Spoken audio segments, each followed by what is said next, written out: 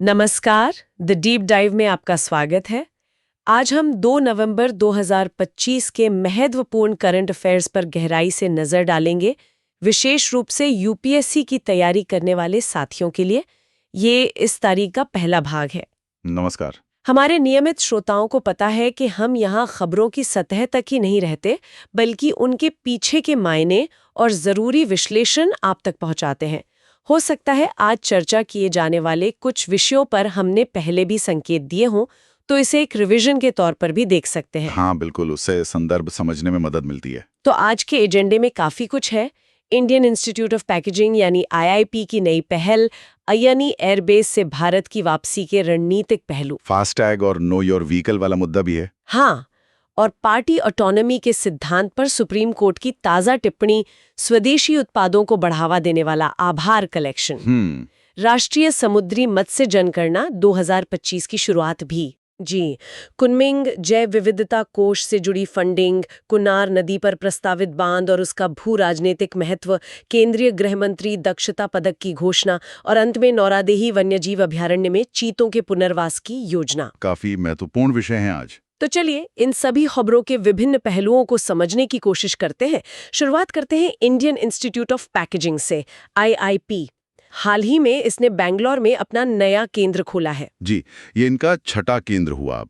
ये संस्थान, जो वाणिज्य और उद्योग मंत्रालय के तहत 1966 से काम कर रहा है, पहले से ही मुंबई में मुख्यालय के साथ चेन्नई, कोलकाता, दिल्ली और हैदराबाद में मौजूद है। और इनका मुख्य काम है पैकेजिंग डिजाइन में इनोवेशन लाकर भारत के निर्यात को बढ़ावा देना और देश में पैकेजिंग के मानकों को सुधारना। यही है ना? हाँ, मोटे तौर पर यही, पर ये सिर्फ डिजाइन तक सीमित नहीं है।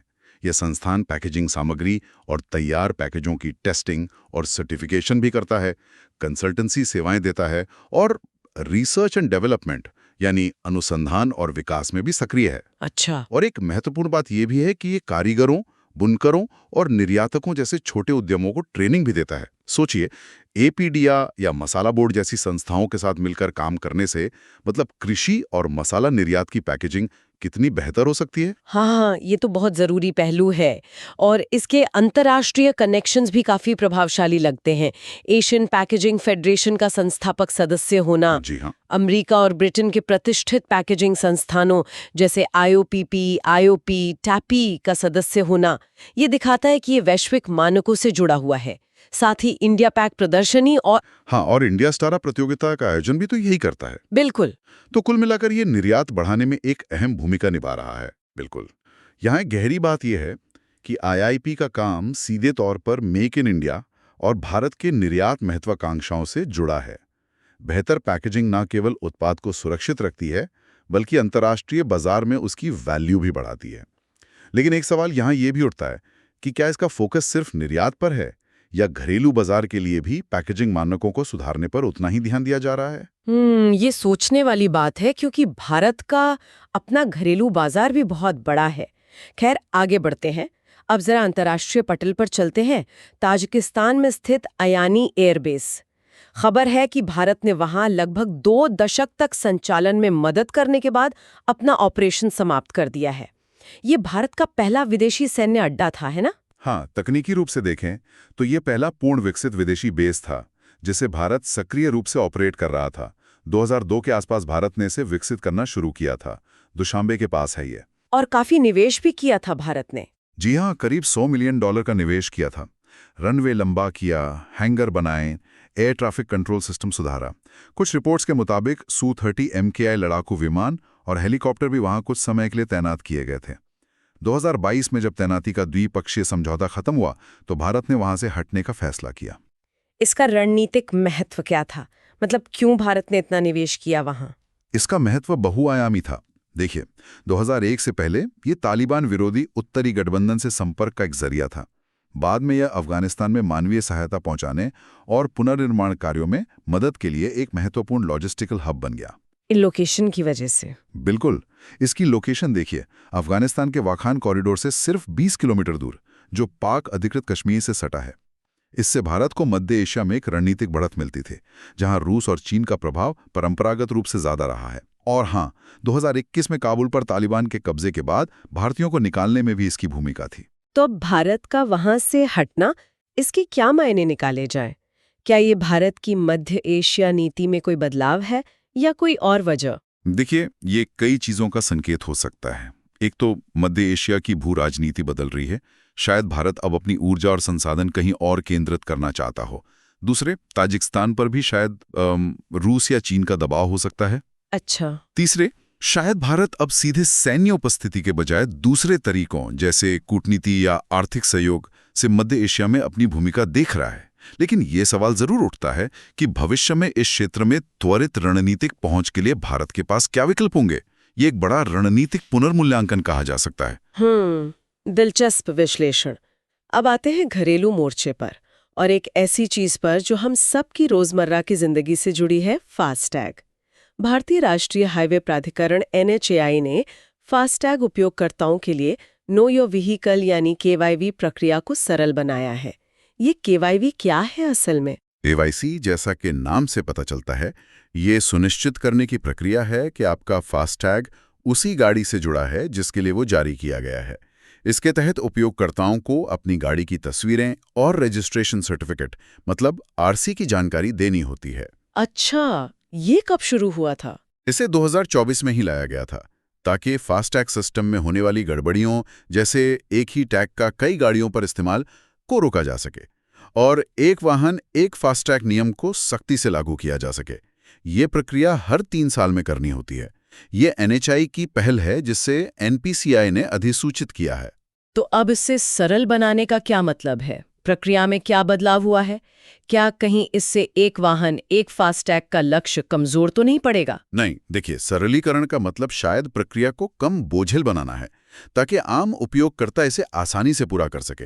हो सकता है दस्तावेज अपलोड करने या वेरिफिकेशन के तरीके को सुधारा गया हो। इसका उद्देश्य नियम को कमजोर करना नहीं बल्कि अनुपालन मतलब कंप्लायंस बढ़ाना है। हाँ, ये बात तो है। कोई भी सिस्टम तभी सफल होता है जब वो यूजर फ्रेंडली हो। KYB का उद्देश्य तो सही है, धोखाधड़ी रोकना और टोल कलेक्शन को सुचारू बनाना। ये कदम दिखाता है कि कैसे तकनीक यानी फास्टैग और शासन यानी KYB के बीच संतुलन बनाने की कोशिश की जा रही है, ताकि सुविधा भी रहे और जवाबदेही भी। जी हाँ, बिल्कुल सही। इसे हम डिजिटल गवर्नेंस और वित्तीय पारदर्शिता बढ़ाने के प्रयासों के हिस्से के रूप में देख सकते हैं। बिल्कुल। अब कानूनी गलियारों का रुख करते हैं। सुप्रीम कोर्ट ने हाल ही में पार्टी ऑटोनॉमी के सिद्धांत पर एक अहम टिप्पणी की है। कोर्ट ने कहा कि ये सिद्धांत मध्यस्थता यानी आर्बिट्रेशन का आधार तो है, लेकिन ये असीमित नहीं है। ये सिद्धांत क्या है और इसका क्या महत्व है? पार्टी ऑटोनॉमी का सिद्धांत, जैसा कि नाम से ही जाहिर है, मध्यस्थता प्रक्रिया में शामिल पक्षों को ये स्वतंत्रता देता है कि वे अपने विवाद के समाधान से जुड़े कई महत्वपूर्ण पहलुओं पर खुद फैसला कर सके, जैसे विवाद पर कौन सा कानून लागू होगा, मध्यस्थता किस स्थान पर होगी, कितने मध्यस्थ होंगे और उनका चयन कैसे होगा, वगैरह। ये तो काफी फ्लेक्सिबिलिटी देता है। हाँ, और ये सिद्धांत अंतर्राष्ट्रीय व्यापार और वाणिज्य के लिए बहुत महत्वपूर्ण है क्योंकि ये पक्षों को लचीलापन और भविष्यवाणी मतलब प्रेडिक्टेबिलिटी देता है। लगभग सभी बड़े अंतर्राष्ट्रीय मध्यस्थता कानून और संधियां जैसे New York convention, UNCTRL model law और भारत का अपना मध्यस्थता और सुलह अधिनियम 1996 इसे मान्यता देते हैं। तो सुप्रीम कोर्ट का ये कहना कि ये असीमित नहीं है, इसका क्या मतलब है? इसकी सीमाएं क्या हैं? सुप्रीम कोर्ट का कहना है कि ये स्वतंत्रता पूरी तरह से मतलब निरंकुश नहीं हो सकती। इसकी कुछ सीमाएं हैं जो मुख्य रूप से उस देश के कानून और सार्वजनिक नीति द्वारा तय होती हैं जहां मध्यस्थता हो रही है। उदाहरण के लिए, जैसे पार्टियां ऐसा कोई समझौता नहीं कर सकती जो गैर कानूनी हो या देश की मौलिक सार्वजनिक नीति के खिलाफ हो। कोर्ट ने पहले भी कहा था कि पार्टी ऑटोनॉमी मध्यस्थता की मार्गदर्शक भावना है, लेकिन इसका इस्तेमाल बराबरी के स्तर पर होना चाहिए। बराबरी के स्तर पर मतलब मध्यस्थ चुनने की प्रक्रिया में दोनों पक्षों की सार्थक भागीदारी होनी चाहिए। अगर प्रक्रिया ऐसी है कि एक पक्ष का दबदबा है और दूसरा सिर्फ सहमति दे रहा है, तो ये मध्यस्थ की स्वतंत्रता और निष्पक्षता पर सवाल खड़े कर सकता है। ये सुनिश्चित करना महत्वपूर्ण है कि मध्यस्थता निष्पक्ष हो, खासकर जब हम ईज ऑफ डूइंग बिजनेस को बेहतर बनाने की बात करते हैं। समझ गई, यानी स्वतंत्रता और निष्पक्षता के बीच संतुलन साधने की बात है। चलिए अब एक नई सरकारी पहल पर आते हैं, आभार कलेक्शन। ये गवर्नमेंट ई-मार्केट प्लेस यानी GM पोर्टल पर एक नया ऑनलाइन स्टोर है जिसे भारतीय रेलवे संरक्षण देगा। ये क्या है और इसका उद्देश्य क्या है? आभार कलेक्शन एक बहुत अच्छी पहल लगती है। इसका मकसद है स्वदेशी जनजातीय कारीगरों और हथकरघा बुनकरों द्वारा बनाए गए उत्कृष्ट उपहार आइटमों को एक मंच देना। सोचिए, रेलवे जैसा विशाल संगठन जब इसे संरक्षण देगा तो इन उत्पादों की पहुंच कितनी बढ़ सकती है। हाँ, ये तो है। फिलहाल इसमें कितने आइटम्स हैं? अभी तो 150 से ज्यादा आइटम हैं और ये जेम के सामाजिक समावेशन के लक्ष्य का भी हिस्सा है। इसमें किस तरह के उत्पाद शामिल हैं? क्या ये सिर्फ जेम पर ही मिलेगा? इसमें खास तौर पर चुने हुए वन डिस्ट्रिक्ट वन प्रोडक्ट यानी ओडीओपी और भौगोलिक संकेत यानी जीआई टैग वाले आइटम शामिल किए गए हैं।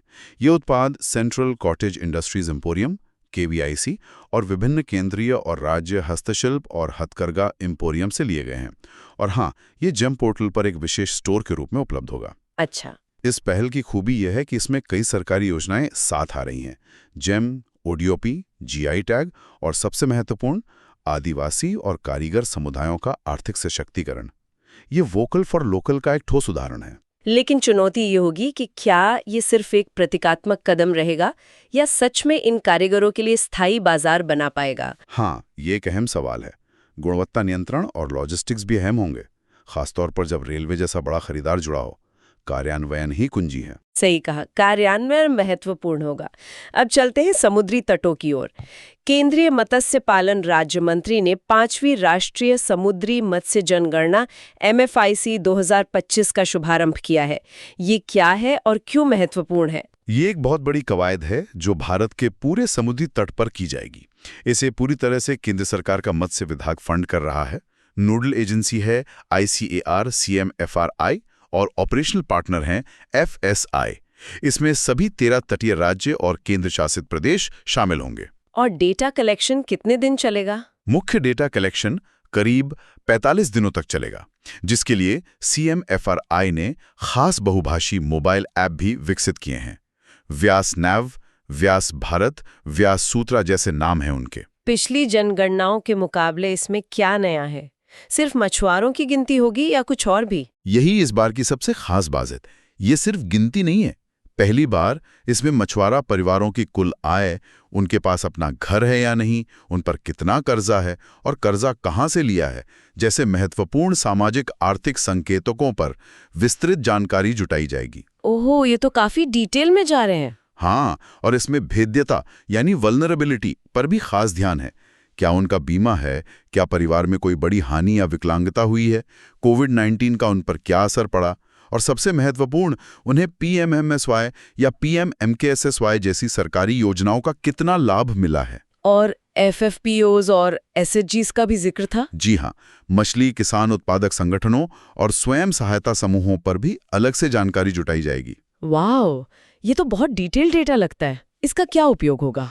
इतना बारीक डेटा मिलने से सरकार मछुआरा समुदाय के लिए ज्यादा लक्षित और प्रभावी नीतियां बना पाएगी।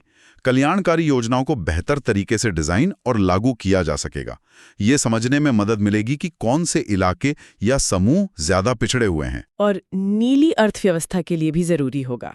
बिल्कुल, नीली अर्थव्यवस्था को बढ़ावा देने और समुद्री संसाधनों के सतत प्रबंधन के लिए भी ये डेटा बेहद जरूरी साबित होगा।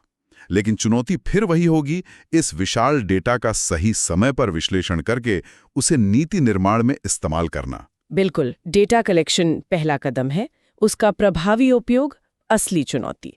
चलिए अब वैश्विक पर्यावरण के मुद्दे पर आते हैं। कुनमिंग जैव विविधता कोष से हाल ही में 7 देशों ने प्रगति अनुकूल कृषि के लिए $5.8 मिलियन हासिल किए हैं। ये फंड क्या है? कुनमिंग जैव विविधता कोष एक मल्टी पार्टनर ट्रस्ट फंड है। इसे 2021 में CBD के COP15 के पहले भाग के दौरान लॉन्च किया गया था। इसका मुख्य उद्देश्य है Kunming Montreal global biodiversity framework यानी KMGBF को जमीनी स्तर पर लागू करने में मदद करना। चीन ने शुरू किया था इसे। हाँ, चीन ने इसकी शुरुआत में करीब 1.5 बिलियन युआन यानी लगभग $200 मिलियन का योगदान दिया था। इसे चीन के पर्यावरण मंत्रालय और UNEP ने मिलकर स्थापित किया है। ये विकासशील देशों को उनकी राष्ट्रीय जैव विविधता रणनीतियों और कार्य योजनाओं मतलब NBSAPs के लिए मदद करता है। और ये KMGBF क्या है जिसे लागू करने में ये मदद कर रहा है? KMGBF दिसंबर 2022 में अपनाया गया एक ऐतिहासिक वैश्विक समझौता है। इसका लक्ष्य है 2050 तक प्रकृति के साथ सामंजस्य में जीवन स्थापित करना। इसके लिए 2030 तक के लिए 23 लक्ष्य और 2050 तक के लिए 4 वैश्विक लक्ष्य तय किए गए हैं। ये जैव विविधता के नुकसान को रोकने और उसे पलटने का एक रोड मैप है। तो ये फंड विकासशील देशों की मदद कर रहा है, लेकिन 7 देशों के लिए $5.8 मिलियन, क्या ये राशि काफी हो? आप सही कह रही हैं। $5.8 मिलियन वैश्विक स्तर पर देखें तो शायद बहुत बड़ी रकम ना लगे, खासकर जब हम प्रकृति अनुकूल कृषि जैसे व्यापक बदलाव की बात कर रहे हों। KMGBF के लक्ष्य बहुत महत्वाकांक्षी हैं और उन्हें हासिल करने के लिए खासकर विकासशील देशों को भारी मात्रा में वित्तीय संसाधनों की जरूरत है। तो ये फंड एक शुरुआत है। हाँ, KMGBF जैसे फंड इसी जरूरत को पूरा करने की एक कोशिश है, भले ही अभी उनका आकार सीमित हो। ये जैव विविधता संरक्षण में अंतर्राष्ट्रीय सहयोग और वित्त पोषण तंत्र के महत्व को रेखांकित करता है। ये दिखाता है कि वैश्विक लक्ष्यों को पाने के लिए पैसे की जरूरत है और ये फंड उस दिशा में एक कदम है, भले ही छोटा हो। समझ गया। अब एक और संभावित रूप से संवेदनशील मुद्दे पर आते हैं। कुनार नदी। खबर है कि नई दिल्ली ने अफगानिस्तान को इस नदी पर बांध बनाने के लिए समर्थन दिया है, और ये ऐसे समय में है जब अफगानिस्तान और पाकिस्तान के बीच तनाव है। ये नदी कहाँ है और इसका क्या महत्व है? कुमार नदी, जिसे कामा नदी भी कहते हैं, करीब 480 किलोमीटर लंबी है और ये पूर्वी अफगानिस्तान और पाकिस्तान के खैबर पख्तूनख्वा प्रांत से होकर बहती है। ये हिंदू कुश पहाड़ों से निकलती है। पाकिस्तान में इसे चित्राल नदी के नाम से जाना जाता है। और ये मिलती किसमें है? ये आगे चलकर जलालाबाद, अफगानिस्तान के पास काबुल नदी में मिल जाती है और काबुल नदी फिर पाकिस्तान में सिंधु नदी में मिलती है। तो तकनीकी रूप से ये सिंधु नदी बेसिन का ही हिस्सा है। तो भारत का इस पर बांध बनाने के लिए अफगानिस्तान को समर्थन देना, इसके पीछे क्या भू राजनीति हो सकती है, खासकर जब ये नदी पाकिस्तान से भी बहती है और दोनों देशों में तनाव है? इसके कई भू राजनीतिक मायने हो सकते हैं। पहला, ये अफगानिस्तान के साथ भारत के निरंतर सहयोग का प्रतीक हो सकता है, तालिबान शासन के बावजूद। दूसरा, ये पाकिस्तान पर एक तरह का कूटनीतिक दबाव बनाने का तरीका भी हो सकता है, क्योंकि नदी के बहाव पर असर पड़ने से पाकिस्तान चिंतित हो सकता है। और तीसरा, ये दिखाता है कि पानी का मुद्दा इस क्षेत्र में कितना संवेदनशील है और कैसे इसे कूटनीति के एक उपकरण के रूप में इस्तेमाल किया जा सकता है।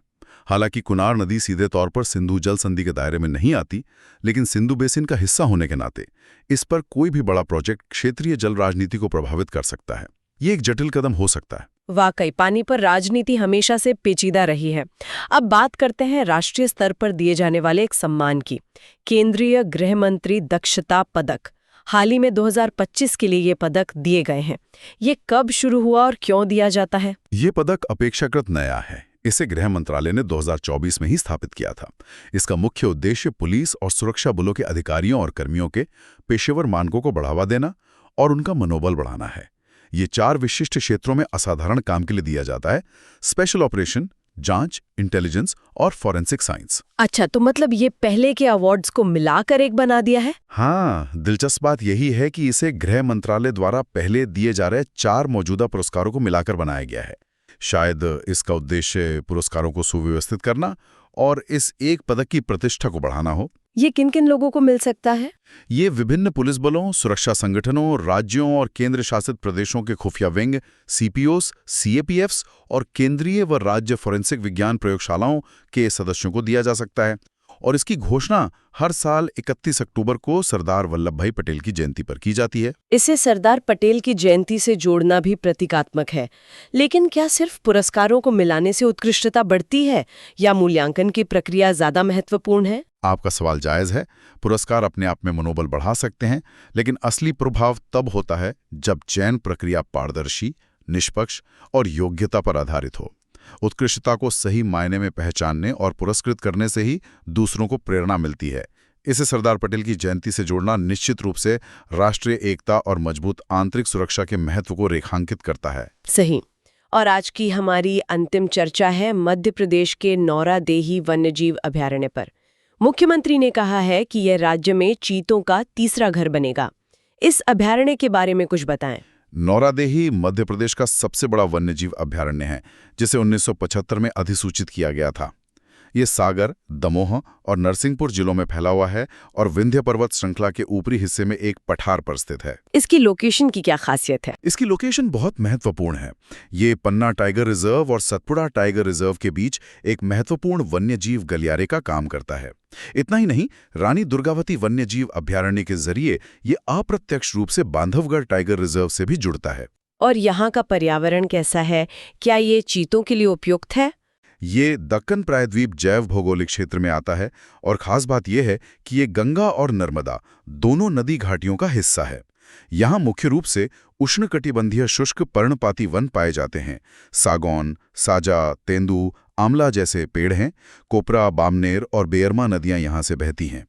यहाँ बाघ, तेंदुआ, जंगली कुत्ते, भालू, चिंकारा, सांभर, नीलगाय जैसे कई वन्यजीव पहले से मौजूद हैं। कूनो नेशनल पार्क में चीतों को बसाने के अनुभव के बाद नौरादेही को चुनना, क्या ये एक बेहतर विकल्प साबित हो सकता है? क्या यहाँ पर्याप्त शिकार उपलब्ध है? नौरादेही को चुनना प्रोजेक्ट चीता के अगले चरण का संकेत है। कूनो के अनुभव से सीखते हुए शायद यहाँ तैयारी बेहतर होगी।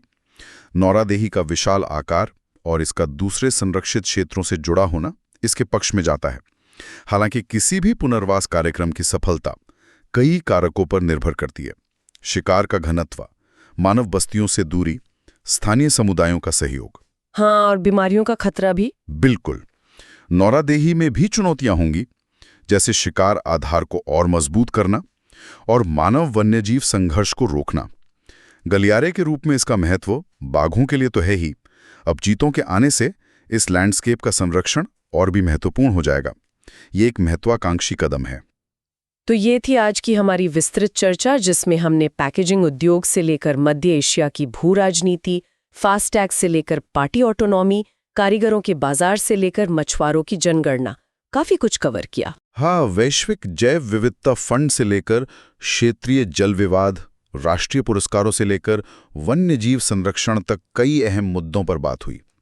और इन सभी अलग अलग दिखने वाले मुद्दों में हमने देखा कि कैसे तकनीक, शासन, अर्थव्यवस्था, पर्यावरण और अंतर्राष्ट्रीय संबंध एक दूसरे से जुड़े हुए हैं। बिल्कुल। आईआईपी निर्यात बढ़ाने में मदद करता है, तो आभार कलेक्शन स्थानीय कारीगरों को बाजार देता है। केवाईनी तकनीक से पारदर्शिता लाता है, तो मत्स्य जनगणना डेटा से बेहतर नीति निर्माण का रास्ता खोलती है। जी हाँ, और आइनी बेस और कुनार नदी हमें भू राजनीति की जटिलता दिखाते हैं, तो कुनुमिंग फंड और नौरादेही पर्यावरण संरक्षण की चुनौतियों और प्रयासों को दर्शाते हैं। बिल्कुल। आज की चर्चा के बाद एक सवाल मन में आता है, इन सभी पहलों, योजनाओं और घोषणाओं का वास्तविक जमीनी प्रभाव क्या होगा? नीति बनाना या घोषणा करना एक बात है, लेकिन उनका सफल कार्यान्वयन, जिसमें विभिन्न मंत्रालयों, एजेंसियों और हितधारकों के बीच प्रभावी समन्वय शामिल है, वो असली चुनौती है। क्या हम इन चुनौतियों से निपटने के लिए तैयार हैं? ये वास्तव में सोचने वाला प्रश्न है। इन पहलों की सफलता इसी बात पर निर्भर करेगी कि इन्हें कितनी कुशलता, पारदर्शिता और निरंतरता के साथ लागू किया जाता है। समन्वय बहुत जरूरी होगा। इन सवालों पर विचार जरूर करें। ये था 2 नवंबर 2025 के करंट अफेयर्स विश्लेषण का पहला भाग। ऐसे ही विश्लेषण के लिए हमें लाइक और सब्सक्राइब करना ना भूलें। अगले सत्र में फिर मिलेंगे। नमस्कार। नमस्कार।